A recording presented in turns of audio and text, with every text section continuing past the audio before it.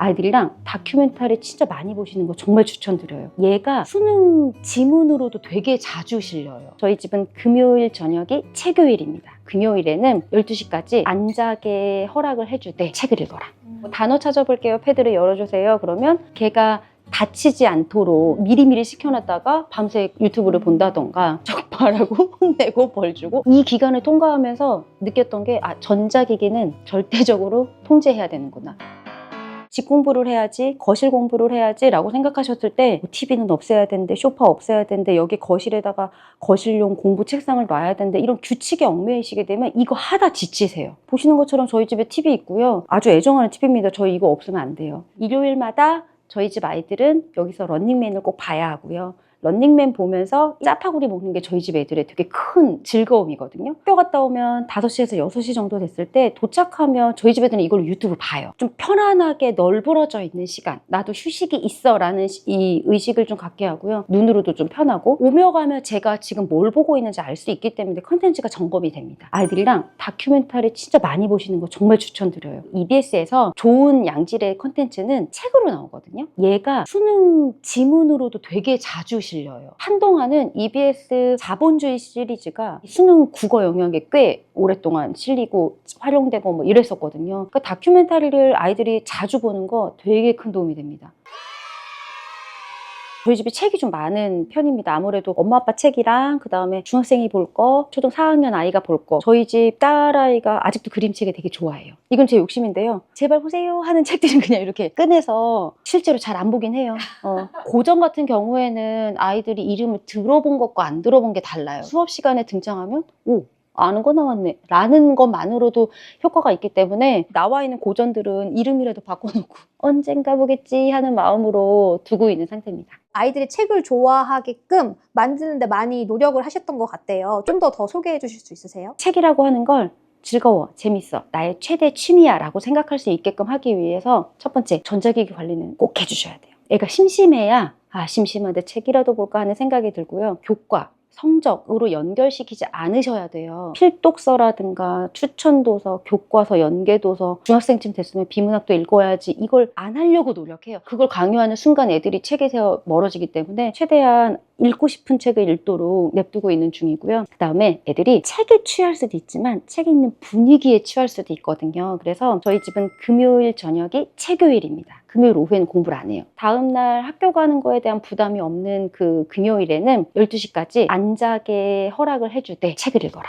그래서 그날은 음료수 주문도 받아요. 뭐 어떤 거 드시겠어요? 그래서 가끔은 뭐 메뉴판도 일부러 만들어서 드리고요. 그러면 공부도 안 하죠? 늦게 자도 된다 그러죠? 뭐 음료수도 갖다 주죠? 그러니까 이제 이 분위기가 좋아서 책을 읽게 되는 거예요. 겨울에는 전기장막 펴놓고 다 같이 이불 덮고 귤 까먹으면서, 애들한테는 이게 하나의 추억인 것처럼 이 책요일을 잘 유지를 하고 있는 중이고요. 방학 같은 데는 뭐 책탑을 쌓아서 읽은 거 이렇게 탁탁탁탁탁 높이를 막 비교해서 시합처럼 느끼게끔 하는 것도 하고 있고요. 그리고 아이들이 읽는 책을 제가 같이 읽습니다. 책 대화를 꾸준하게 하려고 노력해요. 아이들이 책에서 멀어지는 것 중에 한 가지가 꼭 독후 활동을 해내라고 하는 거. 이거를 또 잘 썼네, 맞네, 글씨가 어떻네, 뭐 이렇게 평가를 하기 시작하면 애들이 너무 싫어해요. 그래서 그 부분을 최대한 아이들과의 대화로 풀어내려고 노력을 하고 있고요. 책 보고 영화도 즐겨보신다고 들었어요. 네, 학년별로 추천해 주실 만한 책, 영화 있을까요? 핀두스가 초등학교 1학년 아이들이 읽기에 제법 글밥이 조금 있어요. 실사판 애니메이션이 있습니다. 그래서 원래 모습이랑 어떻게 표현이 좀 다르네? 뭐 이런 거 애랑 비교하면서 하시다 보면 대화가 진짜 많이 늘고요. 저학년 친구들한테는 로얄 리달 책들이 되게 재미있는 게 많아요. 마틸다라든가 초콜릿 공장 같은 거, 이런 거 보시는 거 되게 괜찮고요. 중학년으로 넘어가시게 되면 마션 너무 재밌게 봤고요. 기억 전달자라는 책이 영화로는 더 기버라고 되어 있는데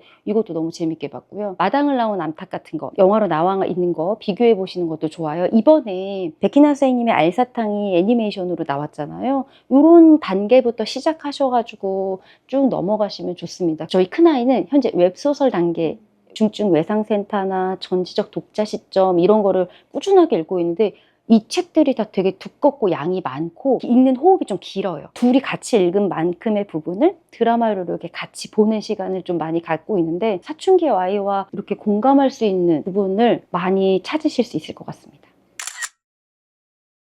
아이들 책을 제가 읽기도 하고요. 아이가 먼저 읽고 저한테 추천을 해주기도 해요. 이 책 소개나 추천사나 이런 거 쓰도록 되어 있고요. 그러니까 이것 자체도 아이들의 기록이 되기도 하고 여기다가 쓰고 싶어서 책을 읽은 걸 기록을 남기기도 하고 해서 아이들과 우리 가족 뭐 읽고 있는지 서로 추천하는 거 해보시는 것도 너무 재미있을 것 같아요. 아이들이 책을 읽는다라는 경험을 조금 더 다양하게 확대시켜 주실 수 있잖아요. 비룡소라는 출판사에서 스토리킹이라고 해서 아이들이 이 책의 심사위원으로 참여할 수 있어요. 스토리킹이 초등학교 5, 6학년 대상으로 하고요. 얘보다 어린 친구들이 리틀 스토리킹이 있고요. 요보다 조금 큰 중학교 아이들이 틴 스토리킹에 참여할 수 있거든요. 저희 집 아이들이 이걸 2개 다 신청을 해서 됐어요. 그러면 이름을 넣어서 이렇게 사인도 해서 주시고요. 본인들이 추천했던 말들이나 이름이 이렇게 같이 여기에 이렇게 들어가거든요. 학교 가져가서 선생님께 막 자랑하고 본인이 쓴 책도 아니에요. 읽어보고 진짜 짧게 활동하는 거였는데 이런 거 하는 거 너무 즐거워하더라고요. 팁이라면 과학관이랑 출판사 SNS를 팔로우 하셔야 돼요. 자녀와 집 공부하면서 어려우셨던 점은 없으셨는지 궁금해요. 험난했어요. 좀 울면서 해야 되는데 네. 초등학교 1학년 때부터 이제 문제집이라는 걸 한번 풀어보자 하면서 이제 앉혀놓고 공부를 시켰는데 초등학교 2학년 때 코로나를 만났어요. 그래도 2학년 때까지는 좀 버텼어요. 초3쯤 되니까 엄마 아빠는 부재, 미디어가 싹 다 열려있는 상황. 그러니까 이제 애가 완전히 정신을 놔버리더라고요. 학교에서 계속 전화가 왔었어요. 아이가 수업을 하나도 듣지 않는다. 과제를 내지 않는다. 하루는 도저히 안 되겠어서 재택근무를 신청하고 한번 아이를 봤거든요. 제가 등 뒤에 있다는 걸 아는데도 학교 수업을 이렇게 조그맣게 해놓고 옆에다가 유튜브를 틀어놓고 참 이런 표현 좀 나쁘긴 한데 배렸다라는 생각이 들 정도였어요. 그 해를 정말 어렵게 통과하고 제가 큰 결심을 하고 초등학교 4학년 때 휴직을 해버렸어요. 마침 둘째가 초등학교 1학년에 입학하기도 했고 해서 그래서 애를 밀착해서 조금 다듬고 좀 괜찮을 줄 알았죠. 초등학교 5학년에서 6학년으로 올라가던 겨울방학에 또 새로운 고비가 찾아왔어요. 제가 찾아내놨던 미디어의 그 빈틈들을 싹 노리고 들어오더라고요. 제가 핸드폰으로 모든 걸 다 인제를 해서 아이에게 시간을 주는데 가끔 설거지 하다가 조금 시간이 부족하면 그거 엄마 핸드폰으로 네가 넣어 그러면 하루 종일로 열어놓고 며칠을 보낸다던가 엄마 공부할 때 쓰려고 단어 찾아볼게요. 패드를 열어주세요. 그러면 걔가 다치지 않도록 미리미리 시켜놨다가 밤새 유튜브를 본다던가 적발하고 혼내고 벌 주고 이걸 2달 하니까 피폐해지더라고요. 아무리 잔소리를 해도 애가 뭐 이렇게 변하지를 않았고요. 그 다음에 대화가 확 끊겨버리더라고요. 이 기간을 통과하면서 느꼈던 게 전자기기는 절대적으로 통제해야 되는구나. 너그러운 부모님의 모습, 착한 부모님 이런 것들 때문에 아이들이 요구하면 핸드폰을 자꾸 열어주세요. 너네가 알아서 자유롭게 한번 해봐라. 기회를 줘야 된다고 생각하세요. 아이들에게 자유를 줘서 후회한다라는 분들은 100분을 만났지만 그게 너무 잘하는 행동이었다라고 하신 분들은 지금까지 단 한 분의 학부모님도 만나지 못했어요.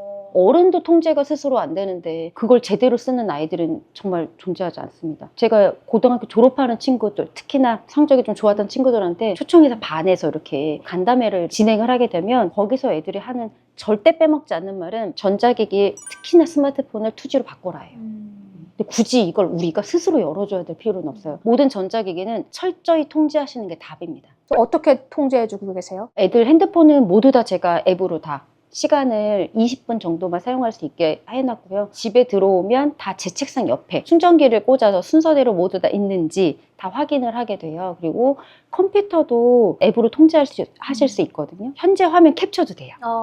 가끔 온라인 학습한다고 방에 들어가서 이제 하게 되면 제가 거의 한 3분 단위로 네, 아이를 의심한다기보다는 관리한다고 생각하시면 마음이 편하세요. 게임을 하고 있으면 아들의 이름을 막 부르죠. 우리 엄마가 날 보고 있구나 라는 마음으로 다시 또 아이가 공부에 집중을 합니다. 부모님은 그럼 핸드폰 사용 같이 안 하시겠죠? 네, 집에서는 사용하지 않으려고 최대한 노력하죠. 엄마 아빠도 사실 이게 힘들 것 같아요. 편법을 조금 사용해 볼게요. 네. 저는 무선 이어폰을 좀 씁니다. 뭐 라디오를 듣는다거나 익숙한 드라마인데도 또 리뷰 같은 거 보면 또 재밌잖아요. 그러면 이제 귀에만 꽂고 이제 한다든가 아이들이 공부하는 방향과 조금 틀어져서 저는 노트북으로 네 그러면 이제 카톡도 할 수 있고 뭐 여러 가지를 할 수 있지요. 사실 아이들이 공부하고 있을 때 제가 책을 보면 책 사이에 핸드폰이 쏙 들어가요.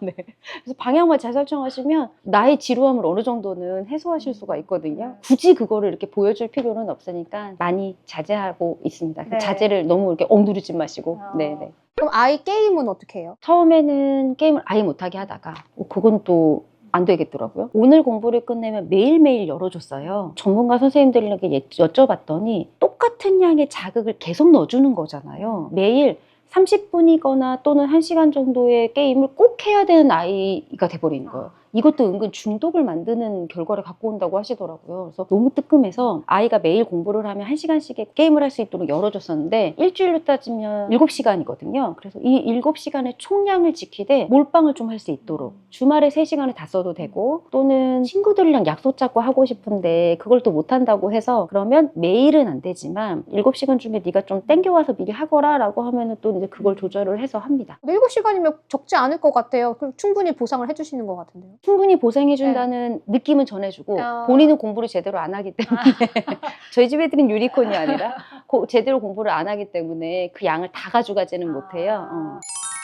이 영상 보시고 아이랑 열심히 공부해 봐야지 마음 먹었는데 아이가 막상 앉아있는 것조차 힘들어 할 수도 있을 것 같아요. 어떤 방법이 있을까요? 공부는 하기 싫은 게 맞습니다. 그러니까 그 아이 마음을 좀 읽어주세요. 저는 아이들이 공부할 때 아이들 옆에 같이 앉아 있거든요. 그러면 애들이 얼마나 좀 쑤시는지 저도 느껴요. 그러니까 애만 공부시켜놓고 왜 안 하니 집중을 안 하니 이러지 마시고 같이 앉아 계시고 전 좀 먼저 앉아 있는 편이에요. 수학 시작해 문제집 가져와 라는 말 자체가 이미 벌써 딱딱하잖아요. 각자 할 거 하자 이게 이제 저희 집 멘트예요. 두 번째는 시작할 때 음악으로 시작하시는 게 되게 좋아요. 그러니까 종소리 들으면 사람이 반응하는 것처럼 아이들한테도 고정적으로 이 노래가 나오면 나 공부해야 되는 시간이야 라고 말을 하는 거죠. 저희 집에서는 알라딘 OST나 저희 딸아이가 좋아하는 해피띵 이런 거 틀어놓거든요. 규칙적인 노래들을 활용해 보시는 게 좋겠고요. 애들 앉는 거 힘들죠. 엉덩이 막 이렇게 들썩들썩 하잖아요. 시간이 보이는 타이머를 쓰시는 게 좋아요. 이게 5분이야. 이 시간 동안에는 절대 물도 안 먹고 뭣도 안 하고 엉덩이 떼지 않고 이걸 할 거야 라고 아이에게 시간을 좀 정해주시고 이게 끝나면 한번 움직일 수 있다. 대신에 이거 점점 늘려가셔야죠. 그래서 포모도로 학습법이라고 해서 원래는 20분 공부하고 5분 쉬고 이렇게 하셔야 되는데 시작할 때 너무 힘들어하는 아이들은 이 시간을 조금 짧게 해서 점차적으로 연습을 시켜주시고요. 그리고 애들이 생각보다 주변 환경에 되게 영향 많이 받습니다. 소리든 주변 환경이든 뭔가 자꾸 자극적인 게 있으면 애들 되게 산만해질 수밖에 없어요. 그냥 깨끗하게만 해주시면 돼요. 공부할 것만. 저희 집에 보드게임이 많나요? 저희 집 애들이 진짜 좋아하는 건데 여행용품을 조그마한 가방 안에 넣기 위해서 되게 애써야 돼요. 그래서 머리를 엄청 써야지 되는데 근데 이게 부피가 커요. 맞아요. 이거 들고 다니기 되게 불편하시잖아요. 분리해서 들고 다니실 수 있잖아요. 한 개씩 낱개로 다 넣어놔가지고 활동할 수 있게끔 이것도 진짜 추천드리는데 얘가 제시하는 대로 천을 접어서 이 식판을 만들어내듯이 해야 돼요. 이렇게 조그만 데다가 넣어놓으시면 되고 아까 말씀드렸던 천이 이렇게 생겼어요. 우와. 차에서 하기도 되게 좋아요. 남매는 뒤에서 둘이서 합니다. 사실 지하철에서도 무릎에만 올려놓으면 충분히 하실 수 있어서 들고 다니시기도 좋고 공간 감각을 기르기에도 되게 괜찮은 게임이에요. 그래서 이건 뭐 너무 많이 해가지고 너덜너덜해졌는데 스플렌더 전통적인 전략 게임이라서 이것도 되게 많이 하는 편이고요. 오키도키 같은 경우에는 진짜 재밌고 깔끔하고 해서 친구들 초대했을 때 이해도 빨리 하는데 게임도 되게 재미있어서 애들도 되게 좋아해요. 여행 다닐 때 이렇게 자석으로 된 거 있어요. 수도크를 자석으로 할 수 있는 거라서 본인이 문제에 맞춰서 문제를 구성하고 그리고 문제를 풀 수 있는 거라서 비행기 타기 전에 공항에서나 뭐 이렇게 너무 작으니까 들고 다니시기가 훨씬 더 편합니다. 즐거운 여행이 될 것 같아요, 덕분에.